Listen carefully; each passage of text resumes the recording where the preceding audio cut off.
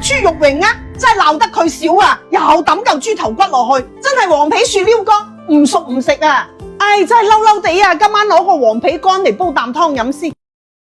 黃皮呢係我哋廣東嘅正氣果喎，雖然佢只係夏天當造啊，但係咧我哋攞竹鹽嚟將佢醃製好啊，一年四季都可以食得到㗎。而且咧佢係特別針對我哋講嘢嘅位置㗎喎，尤其呢個時節啊，空氣乾乾確確，一定要潤下。竹鹽黃皮咧，佢唔單止可以用嚟煲湯啊、煲茶喎，攞佢嚟炆豬手啊、炆排骨啊，甚至乎當零食食啊，都係好掂當㗎。食落去咧，佢係冇咗新鮮黃皮嗰種澀味㗎喎，而且係清清甜甜㗎。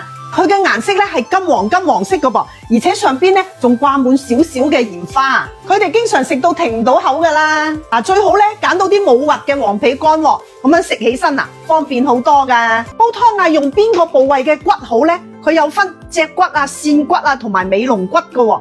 呢個湯咧要煲1個鐘頭左右㗎噃，咁我就用咗扇骨嚟煲。佢唔單止唔油膩喎，啲肉煲出嚟啊一啲都唔柴㗎。佢係豬膊頭上邊嗰嚿骨啦形狀咧好似把扇咁㗎喎，而且咧佢有一嚿軟骨喺度㗎噃，你要睇清楚啊，唔好俾豬肉榮啊！將飛好水嘅扇骨、淮山、蓮子、黃皮乾、無花果擺落去。先煲佢半個鐘，再加埋啲紅蘿蔔落去煲多半個鐘，咁就搞掂㗎啦。